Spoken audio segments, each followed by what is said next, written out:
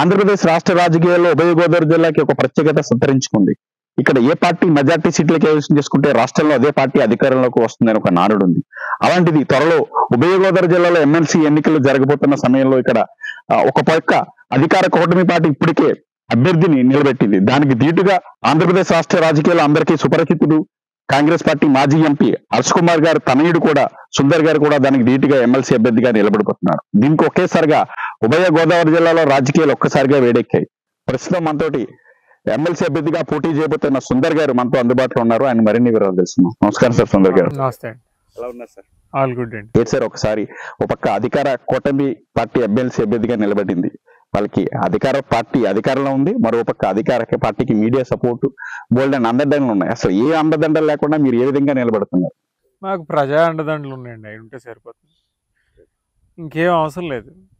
ఎలక్షన్లో పోటీ చేయడానికి అంతకు మించిన క్వాలిఫికేషన్ సర్టిఫికేషన్ ఏం అవసరం. కాలంలో సనాతన ధర్మం మీద కొన్ని వ్యాఖ్యలు జరుగుతున్నాయి. అసలు సనాతన ధర్మంపై మీ అభిప్రాయం ఏంటి? అది అవుట్డేటెడ్ అండి, అవుట్డేటెడ్ ఫిలాసఫీ. ఈరోజు ఉన్న ధర్మం ఒకటే, కాన్స్టిట్యూషన్. భారత రాజ్యాంగమే ధర్మం.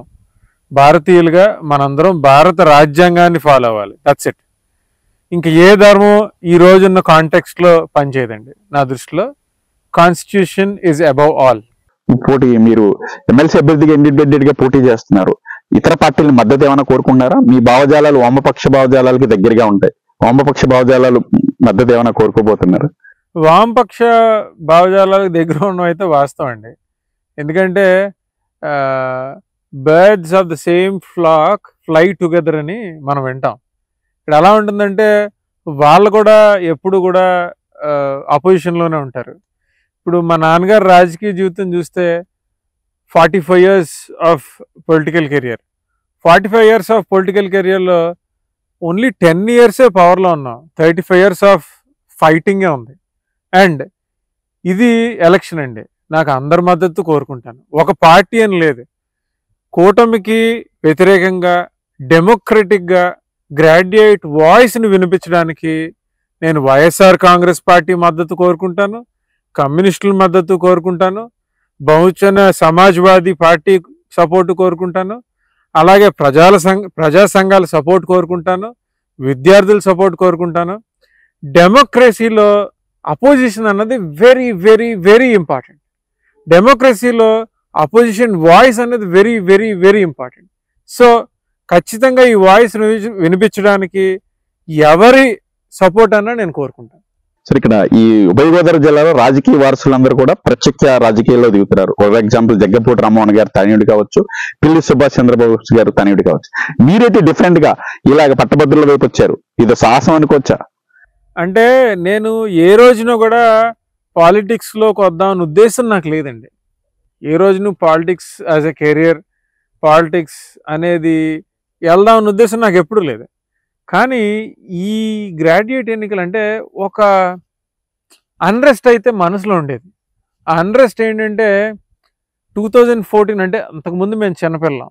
2014 తర్వాత ఒక 10 సంవత్సరాల పాటు హర్ష్ కుమార్ గారు ఎన్నో ఉద్యమాలు, ఇంకా ఏమంటారు, ఇన్ని ఉద్యమాలు లెక్కేస్తే గిన్నిస్ బుక్ ఆఫ్ వరల్డ్ రికార్డులు కూడా ఎక్కేస్తారేమో మా నాన్నగారు.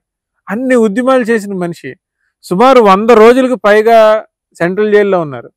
ఇంకా హౌస్ అరెస్టుల జోలికి వస్తే అది అన్లిమిటెడ్. అట్లీస్ట్ ఒక అంటే 10 సంవత్సరాలు అంటే ఒక 3600 రోజులు అంటే అట్లీస్ట్ ఒక 1000 రోజుల పైన ఆయన హౌస్ అరెస్ట్ అయ్యారు. ఇంత ఫైట్ ఏమైపోతుంది ఈ ఫైట్? ఒక పొలిటికల్ పార్టీ ఎఫిలియేషన్ లేకపోతే ఒక మనిషి చేసిన ఫైట్ గాలిలో కలిసిపోతుంది. నేను డాడీతో అంటాను, ఒక పొలిటికల్ పార్టీ పెట్టేద్దాం. ఈ ఫైట్ ఏ ఫైట్ కన్నా కానీ మన ఫైట్ రాజ్యాధికారం అయినప్పుడు మనకి ఒక ఎజెండా అవసరం. ఒక ఎజెండా లేని పోరాటం ప్రజల్లోకి వెళ్ళినా కానీ వెళ్ళిపోతుంది. సో నేనేమన్నానంటే లోకల్ బాడీస్ ఎలక్షన్స్ వస్తాయి, లోకల్ బాడీస్ ఎలక్షన్స్లో మనం పార్టిసిపేట్ చేద్దాం, దాంట్లో ముందుకు వెళ్దాం అని అడిగాను. అడిగితే మంచి విషయమే, మనకి జిల్లాలో పట్టు ఉంది. ఉభయ గోదావరి జిల్లాలో హర్ష్ కుమార్ గారికి మంచి పేరుంది, పట్టు ఉంది. సో లోకల్ బాడీ ఎలక్షన్స్కి వెళ్దాం అనుకున్నాం. కానీ లోకల్ బాడీ ఎలక్షన్స్ ఇప్పుడు పుష్కరాల టైంలో మీరు చూస్తున్నారు, 2,500 కోట్లు పుష్కరాలకి మా గోదావరి జిల్లాలకి వచ్చింది. ఆ 2,500 కోట్లు పందికొక్కులు తినడానికి రెడీగా ఉన్నంత దారుణంగా రెడీగా ఉన్నాయి. మరి ఆ టైంలో మళ్ళీ లోకల్ బాడీస్ పెడితే స్టేటు సెంటర్లు ఎలాగా పంచుకుంటాయి, మళ్ళీ లోకల్ బాడీకి కూడా ఇవ్వాలి, ఏదో కూడా ఎందుకని చెప్పేసి అయ్యి గవర్నమెంట్ పోస్ట్ పోన్ చేసేటప్పటికి ఇంకా ఇది ఇన్ఎవిటబుల్ గ్రాడ్యుయేట్ ఎమ్మెల్సీ. ఎందుకంటే టీచర్స్ ఎమ్మెల్సీ ఒక ఆయన చనిపోయారు, ఇంకొక ఆయనకి టర్మ్ అయిపోతుంది. ఇది ఇన్ఎవిటబుల్ కాబట్టి నోటిఫికేషన్ ఇన్ జనరల్ వచ్చింది. ఈ గ్రాడ్యుయేట్ ఎమ్మెల్సీకి వచ్చేటప్పటికి ఫస్ట్ ఇది చాలా డిఫికల్ట్ ఎలక్షన్, నార్మల్ ఎలక్షన్ కాదు. ఎందుకంటే 34 అసెంబ్లీలు, 6 పార్లమెంట్లు, 6 జిల్లాలు, కొత్తగా ఏర్పడిన జిల్లాలు, ఇంత కవర్ చేయాలి. మామూలుగా ఒక ఎమ్మెల్యేకి 3 లక్షల మంది ఓటర్లు ఉంటే ఇక్కడ జియోగ్రాఫికల్గా 34 మంది ఎమ్మెల్యేలకి 3 లక్షల మంది ఓటర్ ఉంటారు సుమారుగా. అంటే విస్తీర్ణం మీకు అర్థమవుతుందని చెప్తున్నాను. దీన్ని మనం వెళ్ళి వాళ్ళని అప్రోచ్ అవ్వాలంటే ఒకటి సింపుల్ అండి, నా నోట్లోంచి వచ్చిన వాయిస్ ఓటర్ దగ్గరికి వెళ్ళి రిజిస్టర్ అవ్వాలంటే, నేను చేసే ప్రామిసెస్ ఓటర్ దగ్గరికి రిజిస్టర్ అవ్వాలంటే విటమిన్ ఎం లేకుండా అవ్వదు. ఇది కష్టం, అంటే కొంచెం కష్టంగా ఉన్నా వినడానికి ఇది నిజం. These are better truths. So అది ఫస్ట్. తర్వాత హర్ష్ కుమార్ గారు రక్తం అయి ఉండాలి. ఎందుకంటే ప్రజలు ఈ రోజున ఇప్పుడు నన్ను వచ్చి అడిగారు, ప్రజలకు ఒక రకమైన ఆశ ఉంటుంది, అరే ఆ son is most of his father. Harsh Kumar గారి అబ్బాయి అయితే బాగుంటుందేమో, హర్ష్ కుమార్ గారి అబ్బాయి అయితే అంటే వాళ్ళ నాన్నగారిని చూసాం, ఆయన కష్టపడుతూ ఉంటారు, ప్రతి విషయంలో ప్రజల పట్ల వాళ్ళ సమస్యల పట్ల ముందుకెళ్తూ ఉంటారు, అటువంటి మనిషికి కడుపును పుట్టిన మనిషి కొంచెం ఆయనలాగా ఉంటాడేమో అని ఒక అడ్వాంటేజ్ ఉంటుంది. సో ఈ అడ్వాంటేజ్ దృష్టిలో పెట్టుకుని ప్రజల్లోకి నా ఫేస్ అయితే ఈజీగా వెళ్తుంది అన్న ఉద్దేశంతో నన్ను ముందు పెట్టారు. ఇన్ఫ్యాక్ట్ నా క్యాండిడేచర్ పెట్టే ముందు నన్ను అడగలా, ఆయనే ప్రెస్ మీట్ పెట్టేసి హర్ష్ కుమార్ తరపున ఒక క్యాండిడేట్ ఉంటానని అనౌన్స్ చేశారు. అనౌన్స్ చేసిన తర్వాత నేను వైజాగ్లో ఉన్నాను, నాకు ఫోన్ చేసి చెప్పారు, మోస్ట్ ప్రాబబ్లీ నువ్వే ఉంటావేమో, నేను కార్యకర్తల సమావేశం పెట్టుకున్నాను. అప్పుడు కార్యకర్తల సమావేశంలో అందరూ కలిసి ఈ అబ్బాయి అయితే బాగుంటుందని చెప్పి నన్ను ప్రపోజ్ చేశారు. ప్రస్తుత రాజకీయాల్లో ఓటు హక్కు వినియోగించుకునే వాళ్ళు 3 తరాలు చెందిన వారుగా ఉంటారు. అందులో మొదటి తరం బాగా పాత తరం, తెలుగు మీడియం చదివిన వాళ్ళు. రెండో తరం వచ్చేసి అటు సగం తెలుగు మీడియం, సగం ఇంగ్లీష్ మీడియం. ఇంకా మూడో తరం పూర్తి ఇంగ్లీష్ మీడియంలో చదివిన వాళ్ళు ఉన్నారు. ఈ మొదటి తరం ఆల్రెడీ సెటిల్ అయిపోయి ఉన్నారు, కొన్ని ఉద్యోగాలు చేస్తున్నారు. మధ్య తరం ఉన్న వాళ్ళు ఆల్రెడీ ఇప్పటికీ చిన్న చిన్న ఉద్యోగాలు చేస్తున్నారు. మూడో తరం పూర్తిగా ఇక్కడెక్కడ ఉపాధి అవకాశాలు లేకపోవడంతో ఇతర ప్రాంతాలు, ఇతర రాష్ట్రాలకు వెళ్ళి చేస్తున్నారు. వీళ్ళ కోసం ఒక గ్రాడ్యుయేట్ గా, వాళ్ళందరూ మీ ఓటర్లు, ఇప్పుడు వీళ్ళ కోసం మీరు ఎటువంటి రూపొందించబోతున్నారు? అంటే ఇప్పుడు ఇది కొంచెం డిఫరెంట్గా చెప్తానండి. ఎందుకంటే గత 3 సంవత్సరాలుగా మనం చూస్తే, అంటే 3 టర్మ్స్ నుంచి చూస్తే గ్రాడ్యుయేట్ ఎన్నికలు అన్నది మనకి మోస్ట్లీ గవర్నమెంట్ ఎంప్లాయీస్, టీచర్స్, లేదంటే ఆ వర్గాలకి సంబంధించిన వాళ్ళు ఉంటున్నారు. నేననే కాదు, ఏ ఎమ్మెల్సీ క్యాండిడేట్ అన్నా అనివ్వండి, ఓటర్స్ ఎవరైతే వాళ్ళ సమస్యల పట్ల మాట్లాడతారు. నేను చాలా క్లియర్గా అందరికీ నేను చెప్పేది ఏంటంటే, గ్రాడ్యుయేట్ ఎస్పెషల్లీ మీరు మీ ఓటు నమోదు చేసుకోండి. ఓటు అనేది మీ హక్కు, ఓటు అనేది మీ హక్కు. ఇప్పుడు ఎక్కువ మంది నిరుద్యోగ యువత ఉన్నారనుకోండి, వాళ్ళ గురించి క్యాండిడేట్ మాట్లాడతాడు. ఎక్కువ మంది ఓటర్స్ టీచర్స్ ఉన్నారనుకోండి, వాళ్ళ సమస్యల పట్ల మాట్లాడతాడు. ఎప్పుడు కూడా ఏ ఎమ్మెల్సీ, ఏ ఎమ్మెల్యే క్యాండిడేట్ అన్నా ప్రజల సమస్యలు, అంటే తనకు ఓటేసి గెలిపించే ప్రజా సమస్యల పట్ల మాట్లాడతాడు. సో ఇక్కడ ఉన్న గ్రాడ్యుయేట్ ఎమ్మెల్సీ క్యాండిడేట్ ఎవరి సమస్యల గురించి మాట్లాడాలి? గవర్నమెంట్ ఎంప్లాయీస్ సమస్యల గురించి మాట్లాడాలి, గ్రాడ్యుయేట్ సమస్యల గురించి మాట్లాడాలి, అంగన్వాడీ డిఏ గురించి మాట్లాడాలి, పోలీస్ డిఏ గురించి మాట్లాడాలి, వాళ్ళ 30% ఐఆర్ గురించి మాట్లాడాలి. ఇన్ జనరల్ టీడీపీ గవర్నమెంట్ వచ్చినప్పుడు వాళ్ళు ప్రామిస్ చేసిన విషయాల గురించి మాట్లాడాలి. ఈ అన్నిటి గురించి మనం మాట్లాడాలంటే ఫస్ట్ అన్నిటికన్నా ముఖ్యం వీళ్ళు ఓటు నమోదు చేసుకోవాలి, అది ఇంపార్టెంట్. అందుకనే ఎవరు చేయనంత ఎర్లీగా, ఎందుకంటే ఈ టైంలో ఇంత క్యాంపెయిన్ చేయాల్సిన అవసరం లేదు, ఓటు నమోదు చేసుకోండి, అది మీ హక్కు, vote for a better society అన్నది నా కాల్. సో మనకు బెటర్ సొసైటీ కావాలన్నా ఏం కావాలన్నా కానీ అన్నిటికన్నా ముందు ఓటు నమోదు చేసుకోవాలి. ఇంతకీ మీరు నమోదు చేసుకున్నారా? అసలు సుందర్ గారికి ఉన్న క్వాలిటీస్ ఏంటి? ఒక హర్ష కుమార్ తనయుడిగా గుర్తింపు తప్పించి ఇంకా ఇండివిజువల్ గా మీకు ఉన్న క్వాలిటీస్, మీరు చేసిన మంచి పనులు ఏమైనా ఉన్నాయా ఒక హర్ష కుమార్ తనయుడు తప్పించి? చాలా మంచి క్వశ్చన్ అండి. నేను నా ఎలక్షన్ క్యాంపెయిన్లో నేను చెప్పేది ఏంటంటే, ఒక తోటి గ్రాడ్యుయేట్గా, అంటే ఒక తోటి గ్రాడ్యుయేట్గా నేను ఎందుకు అంటున్నానంటే, నాకు 2011లో కంప్యూటర్ సైన్స్ ఇంజనీరింగ్ చేసిన తర్వాత మా ఏజ్ గ్రూప్ ఎలా ఉంటుందంటే, మాకు what we were told from childhood ఏంటంటే, స్కూలింగ్ అయిపోయిన తర్వాత ఇంటర్మీడియట్ అయిన తర్వాత ఇంజనీరింగ్ అయిన తర్వాత మంచి ఎంఎన్సీలో ఉద్యోగం అయిన తర్వాత ఒక 2 సంవత్సరాలు పనిచేయి, 2 సంవత్సరాల తర్వాత ఆన్ సైట్ వెళ్ళిపో, అక్కడ ₹1,00,00,000 వస్తుంది, సంపాదించుకో, అయిపోయింది. తర్వాత హ్యాపీగా పిల్లలు. ఇంతకు మించి మాకు ఏం చెప్పలా. నేను ఫస్ట్ నుంచి నా ఆలోచన ఏంటంటే, ఇంజనీరింగ్ అయిన వెంటనే ఏదో వ్యాపారం చేయాలి. నేను అట్లీస్ట్ ఒక 20-25 బ్యాంకులు తిరిగాను. ఎవడు నాకు లోన్ ఇవ్వలేదు.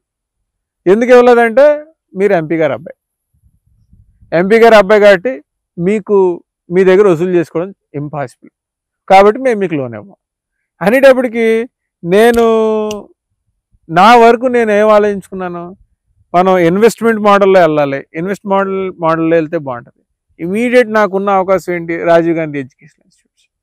దానికి వెళ్ళాను. డాడీని అడిగాను, నీకు టీసీఎస్లో ఉద్యోగం వచ్చింది కదరా, నువ్వెందుకురా బాబు ఇవన్నీ పెడతావు, హ్యాపీగా వెళ్ళి ఉద్యోగం చేసుకోను. నో, నాకు బిజినెస్ ఇంట్రెస్ట్, బిజినెస్లోకి వచ్చాను. బిజినెస్లో ఒకసారి కాలేజీలోకి వచ్చిన తర్వాత, అప్పట్లో 150 or 200 ఉండేది మా కాలేజ్ స్ట్రెంత్. నేను వచ్చిన తర్వాత విత్ ఇన్ 3 years ఒక టీం ఫామ్ చేసి, ఒక టీం వర్క్ చేసి 1200 చేశాను. దాని తర్వాత ఒక 4 years మంచి సక్సెస్లో రన్ చేసిన తర్వాత నాకు టీసీఎస్ నుంచి కాల్ వచ్చి రాష్ట్రం అంతా, దేశం అంతా ఆన్లైన్ ఎగ్జామ్ సెంటర్స్ పెడుతున్నాను.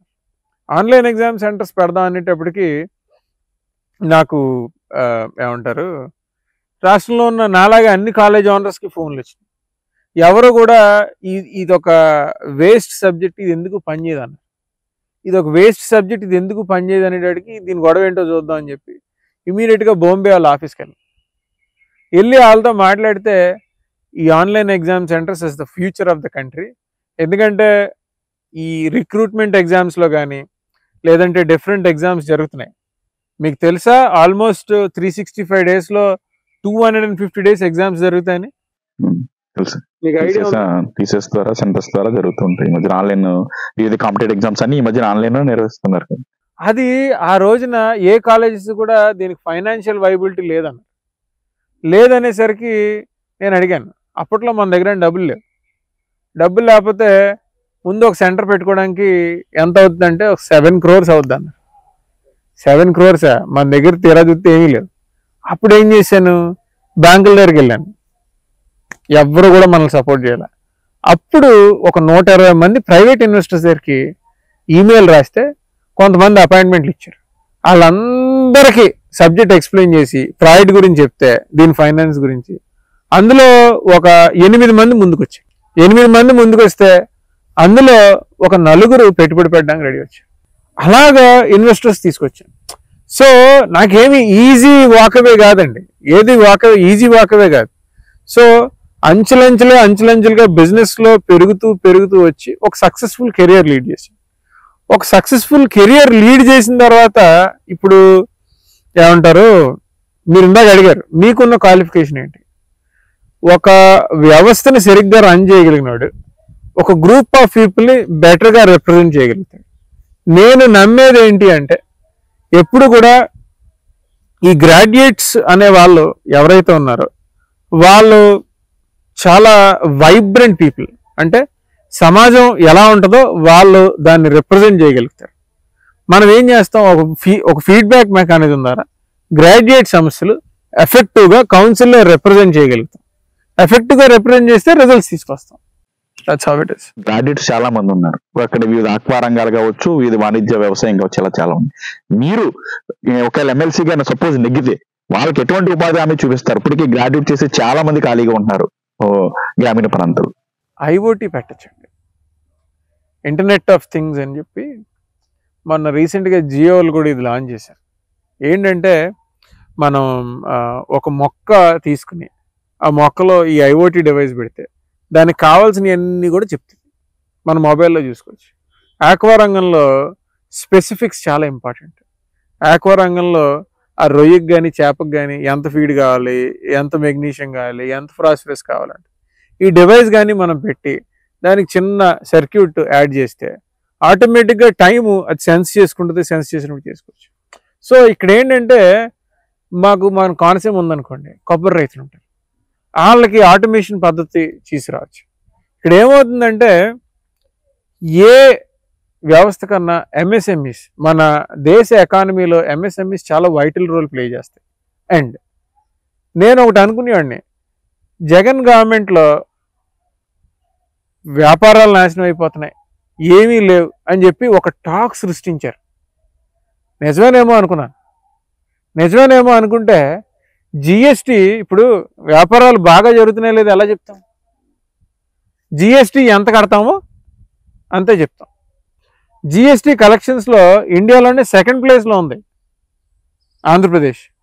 ఎక్కడి నుంచి రా సెకండ్ ప్లేస్, ఎలా వచ్చింది? వ్యాపారాలు జరగకపోతే జిఎస్టీ కలెక్షన్స్ రావు కదా అనుకున్నాను. చూరా చూస్తే పోర్ట్స్ నుంచి మనకు జరిగే ఎక్స్పోర్ట్స్ బేస్ వల్ల మన జిఎస్టీ కలెక్షన్ సెకండ్ ప్లేస్లో. ఎలా ఉన్నాయి? ఆక్వా రంగం ఎక్స్పోర్ట్స్, తర్వాత అగ్రికల్చరల్ ఎక్స్పోర్ట్స్ కాకినాడ నుంచి ఉంటే, కమోడిటీ ఎక్స్పోర్ట్స్ వైజాగ్ నుంచి ఉన్నాయి. సో ఇక్కడ మీరు అన్నదానికి ఏంటంటే ఆంటర్ప్రీనర్షిప్ డెవలప్మెంట్ సెల్ అవసరం, రీసెర్చ్ అండ్ డెవలప్మెంట్ అవసరం. ఈ research and development, entrepreneurship development cell ఈ రెండు కూడా విద్యార్థులకి సీడ్ ఫండింగ్ మెకానిజం ద్వారా వాళ్ళకి కావాల్సిన ఫండింగ్ తీసుకొచ్చి వాళ్ళ ఇంట్రెస్ట్ ఉన్న ఫీల్డ్స్లో వాళ్ళు వ్యాపారం చేసుకునేట్టు చేస్తారు. ఇప్పుడు ప్రభుత్వం ఏర్పడి కొన్ని నెలలకి వస్తుంది, సూపర్ 6 కావచ్చు, గ్రాడ్యుయేట్స్ కి ఉద్యోగాలు కల్పిస్తాం, అనేక ఉపాధులు కల్పిస్తాం అని చెప్పి ప్రభుత్వం చెప్పింది.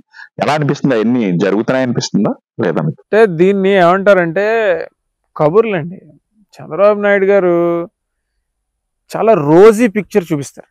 మొన్న బడ్జెట్ చూసాం, ఐ వాజ్ ఎక్స్పెక్టింగ్ ఈ నిరుద్యోగ భృతి ఏమైనా ఫండ్స్ కేటాయిస్తాడా, లేదంటే ఆ 15,000 మనం చూసాం కదా, చిట్టి చిట్టి రా అని, నీకు 15,000 నీకు 18,000 అని, లేదంటే ఆ ఉచిత బస్సు అన్నారు. సో ఈ ఏంటంటే రోజీ పిక్చర్స్ చూపించి ఆయన ఈరోజు ముఖ్యమంత్రి అయ్యారు. ఆ రోజీ పిక్చర్ చూపించింది, కానీ బడ్జెట్లో ఏం కేటాయించారు? నేను ఏదో చేసేస్తా, ఏదో ఎలా చేసేస్తావు? బడ్జెట్లో డబ్బులు కేటాయించకుండా ఎలా జరుగుతాయో నేను చెప్పమని అడుగుతున్నాను టీడీపీ పార్టీ వాళ్ళు. చిత్తశుద్ధి అంటే ఏంటి? బడ్జెట్లో డబ్బులు కేటాయించారనుకోండి, పోనీ చెప్పచ్చు. బడ్జెట్లో డబ్బులు కేటాయించకుండా ఎలా అవుతుంది? అవ్వదు కదా. ఇప్పుడు ఒక పక్క అధికార కూటమి బట్టి ఇప్పటికే ఎమ్మెల్సీ అభ్యర్థిని ప్రకటించింది. వాళ్ళకి ఒక టాస్క్ కూడా ఇచ్చారు చంద్రబాబు నాయుడు గారు, ఒక ఎమ్మెల్యేకి నియోజకవర్గంలో ఉన్న పట్టభద్రుల ఓట్లందరూ వాళ్ళే లీడ్ చేయాలని. అక్కడ ఒక వ్యవస్థ నడుస్తుంది, ఒక పెద్ద వ్యవస్థ. మీ దగ్గర ఎటువంటి వ్యవస్థ ఉంది? ఎలా నడిపి రాగలరు? ఉభయ గోదావరి జిల్లాలో ఇన్ని సీట్లని, నియోజకవర్గాల్లో ఎమ్మెల్సీ అభ్యర్థుల ఓట్లు ఏ విధంగా మీరు అనుకూలంగా మలుచుకోగలరు, మీ ఎక్స్ప్రెషన్ చేయగలరు? నా దగ్గర నా గ్రాడ్యుయేట్ సైన్యం ఉందండి.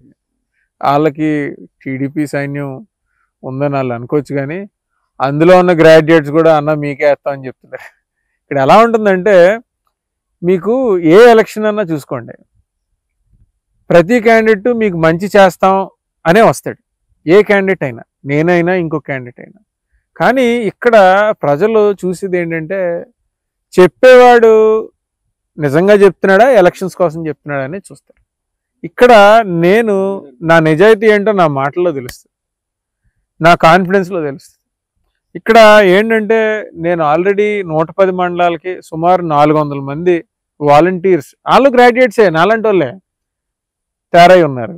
వాళ్ళ ద్వారా నా బూత్ లెవెల్ ఏజెంట్లు నేను పెట్టుకుని నా స్ట్రాటజీ నాకుంది, నేను నా దాంట్లో నేను ముందుకెళ్తాను. కానీ ఎస్సీ సబ్లాన్ నిధులతో గట్రా బాగానే డెవలప్మెంట్ చేస్తున్నారు. కొన్ని ప్రాంతాలు మీరు అన్నట్టు బాగోలేదు, కొన్ని ప్రాంతాలు బాగానే ఉన్నాయి. ఇది ఎస్సీ సబ్ ప్లాన్ అన్నది చాలా మంచి జరుగుతుందని హర్ష్ కుమార్ గారు మ్యాక్సిమం ఎఫర్ట్స్ పెట్టి, కిరణ్ కుమార్ రెడ్డితో ఆ స్నేహం కూడా అందుకనే ఏర్పడింది. కిరణ్ కుమార్ రెడ్డి గారు ముఖ్యమంత్రిగా ఉన్నప్పుడు హర్ష్ కుమార్ గారు అడ్వైజర్ కింద ఉండి దగ్గరుండి ఎస్సీ సబ్ ప్లాన్ చట్టభద్రత పట్టురావాలని చెప్పి పట్టుకొచ్చారు. ప్లాన్ లో అయితే కీలక పాత్ర హర్ష్ కుమార్ గారిది. 100%. ఎప్పుడు పబ్లిసిటీ చేసుకోవాలి. మరి దళిత సంకారం అని చెప్పి ఆర్ట్స్ కాలేజీలో పెద్ద మీటింగ్ పెట్టి ఆయనకి గోల్డ్ ఆర్నమెంట్ ఒకటి ప్రజెంట్ చేసి మీరు మాకు చేశారని చెప్పి ఎందుకు చేశారు హర్ష్ కుమార్ గారు? ఆయన గౌరవించింది ఎందుకు? సప్లై చేసాడు. కానీ దాన్ని కూడా అంటే డైవర్షన్ ఎలా ఉంటుందంటే, లాస్ట్ టైము మేము సరే ఎస్సీ సప్లై నిధులు పెట్టాం కదా, ఎస్సీ సప్లై నిధులు ఏ రకంగా వాడుతున్నాయని లాస్ట్ టైం చూసాం, ఇప్పుడే చూసాం. ఈ పథకాలు ఉన్నాయి కదా, ఈ పథకాల్లో ఎస్సీలకి ఇచ్చిన పథకాలన్నీ కూడా ఎస్సీ సప్లై నిధుల నుంచి ఇచ్చారు. అది కరెక్టా? ఏం చెప్తాం?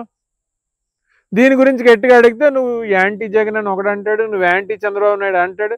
అరే ప్రశ్నించేవాడు లేకపోతే ఆడు ఇష్టం వచ్చినట్టు చేస్తాడు రా బాబు. యాంటీ జగన్ కాదు, యాంటీ చంద్రబాబు నాయుడు కాదు, ప్రో పీపుల్, ప్రజల తరపున ఆ వాయిస్ గట్టిగా వినిపించకపోతే ఎప్పటికీ ఇలాగ ఉంటుంది. సార్ సమైక్యాంధ్ర ఉద్యమంలో మీరు కీలక భూమి పోషించారు, చాలా కేసులు ఎదుర్కొన్నారు, మీరు కూడా చూడొచ్చు.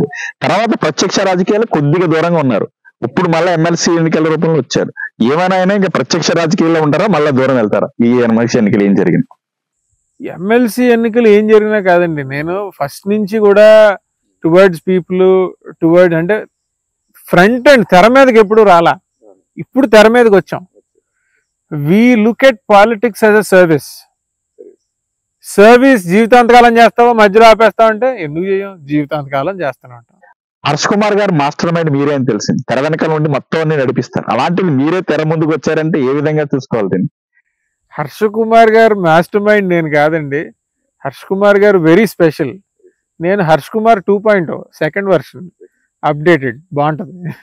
మీ కుటుంబ నేపథ్యం మాట్లాడుకుందాం. కుటుంబ నేపథ్యంలో ఎక్కువగా మీరు మదర్తో సన్నిహితంగా ఉంటారా, తండ్రి గారితో సన్నిహితంగా ఉంటూ ఉంటారా? ఇద్దరు కూడా చాలా ఇంపార్టెంట్ అండి. ఒకరు ఇంపార్టెంట్ అని కాదు కానీ ఇద్దరు కూడా చాలా ఇంపార్టెంట్. డాడీ దగ్గర విల్ పవర్, తెగింపు నేర్చుకుంటే అమ్మ దగ్గర డిసిప్లిన్ నేర్చుకున్నాను. అమ్మ ఎంత డిసిప్లిన్ అంటే, అమ్మ మీకు తెలుసు గవర్నమెంట్ ఎంప్లాయీ. ఇప్పుడు కూడా మీ నాన్నగారు ఎంపీగా ఉన్నప్పుడు కూడా ఆవిడ విధులు నిర్వర్తించేవారు. 2-3 సార్లు చూశాను ఆవిడని తీసుకెళ్లడం గట్రా, సేమ్ ఎంపీ దీంట్లో వచ్చి చూశాను నేను. అప్పుడు అనిపించింది అసలు ఆయన ఉన్న హోదాకి ఎంపీకి విధులకి వెళ్ళకపోయినా చేసేయగలరు, ఎందుకంటే అధికారం పార్టీ అప్పుడు కాంగ్రెస్ పార్టీ ఉండేది. ఇది జరిగింది. మా ఇంట్లో అమ్మ అంటే డిసిప్లిన్ అండి, ఇంకా అంతకుమించి ఇంకా సెకండ్ వర్డ్ లేదు. ఈరోజు మా కుటుంబం ఇంత చక్కగా డిసిప్లైన్డ్గా ఉందంటే అది కారణం అమ్మ. ఎలా అంటే మార్నింగ్ లెగిసి 8 o'clock డ్యూటీకి వెళ్ళిపోద్ది, నో మ్యాటర్ వాట్. ఒంట్లో బాగున్నా బాగోపోయినా, ఏమున్నా లేకపోయినా డ్యూటీకి వెళ్ళిపోవాల్సిందే. తర్వాత ఇంక కోవిడ్ టైంలో నిజంగా ఈరోజు ఇంత బ్లెస్డ్గా ఉన్నామంటే ఆవిడే కారణం అనుకుంటాం. కోవిడ్ టైంలో she was medical nursing superintendent of government hospital Rajahmundry. ఎంతమందికి సర్వీస్ చేసే అవకాశం దొరికిందంటే అంతమందికి. ఆవిడ అంటే ఆ వార్డ్ బుక్లు అయ్యి నాతో కూడా రాయించేసారు రాత్రి కూర్చుని, ఎందుకంటే చాలా హెవీ వర్క్ లోడ్ ఉండేది. We wanted to support her. మేము ఏం చేయగలుగుతాం, మమ్మల్ని హాస్పిటల్కి రానిరు, మేము కూర్చుని ఆ పుస్తకాలు అప్డేట్, పేషెంట్ అప్డేట్ ఇంట్లో కూర్చుని మేము రాసేవాళ్ళం. సో ఆవిడ కరోనా మా ఇంటికి తీసుకొచ్చారు. ఒకేసారి 9 మందికి కరోనా వచ్చేసి, డాడీకి అయితే చాలా సీరియస్ కూడా అయింది. ఓకే, నెక్స్ట్ అంబేద్కర్ విధానంపై చాలా కొన్ని వర్గాల్లో అపోహలు ఉన్నాయి. అసలు అంబేద్కర్ అంటే ఏంటి? ఒక సామాజిక వర్గానికి చెందిన నాయకుల కొంతమంది అనుకుంటూ ఉంటారు, పైకి చెప్తున్నప్పుడు కూడా కొంతమంది మనోభావం. అసలు అంబేద్కర్ ఏంటి మీ దృష్టిలో? అంబేద్కర్ అంటే it is a symbol of knowledge. Ambedkar అంటే ఒక దళితుడు కాదు, అంబేద్కర్ అంటే ఒక మాదిగా ఈ మధ్య పిచ్చి గొడవలు ఉన్నాయి కాదు. అంబేద్కర్ అంటే నా దృష్టిలో సింబల్ ఆఫ్ నాలెడ్జ్.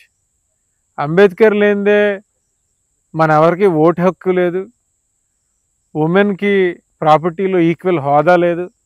అంబేద్కర్ లేకపోతే అసలు ఏమీ లేదు. సో అంబేద్కర్ అంటే ఏంటంటే ఒక సింబల్ ఆఫ్ నాలెడ్జ్. సింపుల్ వర్డ్స్లో అంబేద్కర్ అంటే అదే నా దృష్టిలో. Is the greatest man the world has ever seen. అది వరల్డ్ రికగ్నైజ్ చేసింది, కానీ ఇండియాలో ఇంకా అంటే దీన్ని తప్పు పట్టలేం. ఎందుకంటే మీకు అంబేద్కర్ విగ్రహాలు దళితవాడల్లో కనబడతాయి. వాళ్ళకేంటంటే ఈ వర్గం నుంచి అంత ఎత్తు ఎదగలవని ఆ పేటలో ఉన్న పిల్లలు చూసి నేర్చుకుంటారేమో. ఎవరి విగ్రహాలన్నా ఎందుకు పెడతాం? ఎవరిదన్నా ఆయన ఒక ఆదర్శం అవ్వాలి కదా, ఆయన మార్గంలో నడవాలనే కదా. ఈ పిల్లలు ఆయన చూసి రే నువ్వు చదువుకుంటే అంత గొప్పడు అవుతారా అని చెప్పడానికేమో. కానీ దాన్ని కొంతమంది పీపుల్ ఏంటంటే కమ్యూనల్గా వాడేసుకుని చేస్తారు, అది తప్పు. అంటే మీ నాన్నగారి స్పీచ్లు కావచ్చు, వీటిలు కావచ్చు, ఒక సామాజిక వర్గానికి కొద్దిగా అనుకూలంగా ఉంటాయి.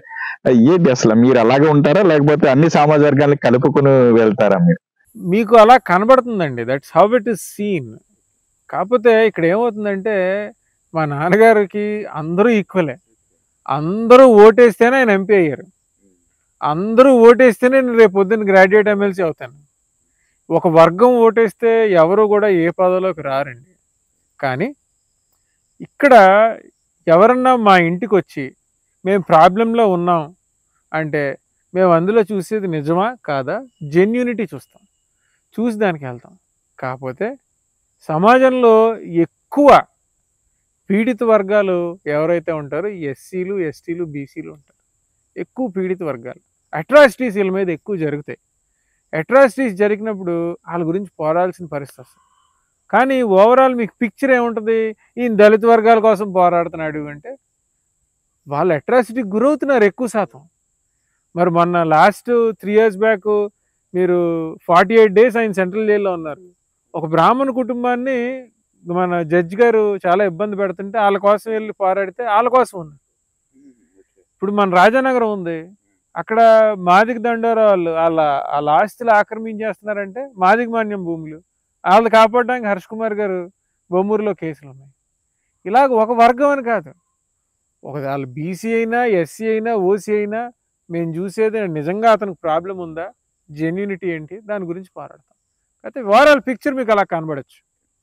కోనసీమ జిల్లాకి రాజకీయాలకి చాలా దూరంగా ఉంటున్నారా? ఇక్కడ ఉంటున్నా, అక్కడ రాజకీయాలను నిశ్చితంగా గమనిస్తున్నారు కోనసీమ జిల్లా అంటే ఇప్పుడు మేము పుట్టి పెరిగింది గోగువారిపేటలో. అక్కడ మా తాతగారి ఇల్లు ఉండేది, అది కూడా ప్రభుత్వానికి రాసిచ్చేసి అక్కడ ఒక లైబ్రరీ కట్టించాం మా ఫ్యామిలీ అంతా కలిపి. సో ఇచ్చిన తర్వాత డాడీ వాళ్ళ దగ్గర నుంచి రాజమండ్రిలో ఉన్నారు. అమలాపురంలో ఇల్లు కూడా అంటే కొంచెం ఎక్స్పెన్సివ్, సంపాదించుకోలేకపోయాం. ఈ మధ్య ఒక ఇల్లు ఎఫోర్డ్ చేసి ఏదో ఒక ఇల్లు కొంటున్నాను అమలాపురంలో. అయితే ఇక్కడికి వచ్చేటప్పటికి అమలాపురం సెంట్రల్ లొకేటెడ్ అనుకుంటాం, కానీ అది మండపేట వాళ్ళకి అమలాపురం ఎంత దూరమో, రామచంద్రపురం వాళ్ళకి అమలాపురం ఎంత దూరమో ఇది అంతే దూరం అవుతుంది. రాజమండ్రి కొంచెం equally distant to Ramachandrapuram, Mandapeta. కాకపోతే రాజోలకి కొంచెం దూరం అవుతుంది. మరి అదొకటి ఇబ్బంది ఉంది రాజమండ్రిలో ఉండడం, అది ఒప్పుకోవాల్సిందే. హర్ష్ కుమార్ గారు ఉన్నది ఉన్నట్టు మాట్లాడతారు, అందుకే రాజకీయాల్లో ఎదగలేకపోతున్నారు. ఈ పాటికి మరో విశ్వరూప్ గారు కావచ్చు, ఎలా కావచ్చు, మంత్రి గారు ఎదురయ్యారు. మీకు ఎప్పుడైనా బాధ కలిగిందా? మీకు ఐఎమ్ వెరీ హ్యాపీ పర్సన్ అండి ఈ విషయంలో. ఎందుకంటే ఇంతమంది ఎమ్మెల్యేలు, ఎంపీలు ఎస్సీ కోటాలో సీట్లు తెచ్చుకుంటారు. నిజంగా జాతికి అన్యాయం అయితే, జాతికి అవసరం వచ్చినప్పుడు నిలబడిపోతే ఇంకెందుకండి ఆ పదవులు. హర్ష్ కుమార్ గారు నిజాయితీగా ఉంటారు, బ్లాక్ అండ్ వైట్లో మాడతారు, నో కలర్స్ అటాచ్డ్. సో నేను అడుగుతా, ఇంత ఓపెన్గా ఇంత క్లీన్గా ఎలా మాడతాం అంటే మనకు మనసులో ఏం లేకపోతే ఏముందిరా మాట్లాడచ్చు అంటాం. కానీ ఇక్కడ ఏంటంటే అదే ఈయనకి టికెట్ రాకుండా చేసింది. నిజాయితీగా మాట్లాడడమే ఈయనకి వైఎస్ఆర్సీపీలో కానీ టీడీపీలో కానీ టికెట్ రాకుండా చేసింది. అవుట్ స్పోకెన్, రేపు పొద్దున్న ఈయన తీసుకొస్తే మళ్ళా ఏదైనా మాట్లాడతారేమో, ఏదో కూడా మాకెందుకు అని వాళ్ళు. కానీ ఈయన ఏంటంటే ఈయన పర్సనల్ ఫీలింగ్ ఏంటంటే ప్రజల సమస్యలు ప్రతిబింబించకపోతే ఇంక నేనెందుకు, నాకు ఈ పదవి ఎందుకు, వాళ్ళ అడుగులకి మడుగులు తొక్కేటట్టు ఉంటే ఈ పదవి ఎందుకు, పీపుల్స్ ప్రాబ్లమ్స్ని రిప్రజెంట్ చేయడానికి కదా నన్ను ఎన్నుకున్నది, ఆ ఫీలింగ్లో ఉంటారు. నేను అందుకనే ఫస్ట్లో చెప్పినట్టుగా ఓ రాజకీయ పార్టీ పెట్టేసుకుంటే బాగుంటుందేమో అనిపిస్తూ ఉంటుంది. ఒకసారి ఫ్రీడమ్ ఆఫ్ స్పీచ్ ఉంటుంది కదా, పార్టీ లైన్లో మాట్లాడాల్సి వస్తుంది. నెక్స్ట్ ఇప్పుడు మీ హర్ష్ కుమార్ గారు, ఉండవేలి అరుణ్ కుమార్ గారు, జగ్గంపూడి రామారావు, ఇదంతా ఒక జనరేషన్ రాజకీయ నాయకులు. వాళ్ళ తర్వాత కుటుంబ సభ్యులైనా వాళ్ళ కుమారులు కావచ్చు, వాళ్ళ జగ్గంపూడి రాజా గారు కావచ్చు, వీళ్ళతో మీకు సన్నిహిత సంబంధాలు ఎలాగ ఉన్నాయి? రాజా కానీ గణేష్ కానీ ఇద్దరు కూడా మంచి స్నేహితులు అండి, చాలా మంచి స్నేహితులు. వాళ్ళు కూడా సపోర్ట్ చేస్తారని అనుకుంటాను, వాళ్ళని కూడా అడుగుతాను, తప్పకుండా వాళ్ళ హెల్ప్ కూడా తీసుకుంటాను. ఇంకా జక్కపూడి రామ్మోహన్ రావు గారు, అరుణ్ కుమార్ అంకుల్ వీళ్ళైతే రామ్మోహన్ రావు గారు ఒక మాస్ లీడర్, చాలా కష్టపడి పైకొచ్చిన వ్యక్తి. అరుణ్ కుమార్ గారు ఎలా ఉంటుందంటే ఇంటలెక్చువల్. వీళ్ళు ముగ్గురులో కామన్గా మీరు చూసేది ఏంటంటే ముగ్గురు దగ్గర డబ్బులు లేవు. ముగ్గురు కూడా అట్టడుగు స్థాయి నుంచి పైకి వచ్చిన వాళ్ళే. క్యాలిబర్ని నమ్ముకున్న వాళ్ళు, ఇంటలెక్చువాలిటీ నమ్ముకున్న వాళ్ళు, నాలెడ్జ్ని నమ్ముకున్న వాళ్ళు ముగ్గురు కాంగ్రెస్ పార్టీలో పైకి ఎదిగిన నాయకులే. ఒక కామన్ ఏంటంటే వీళ్ళు ముగ్గురు కూడా చిన్న స్థాయి నుంచి పైకి వచ్చిన వాళ్ళు, పైకి వచ్చిన తర్వాత ప్రజల కష్టం తెలిసిన నాయకులు. అలానే చెప్తాను.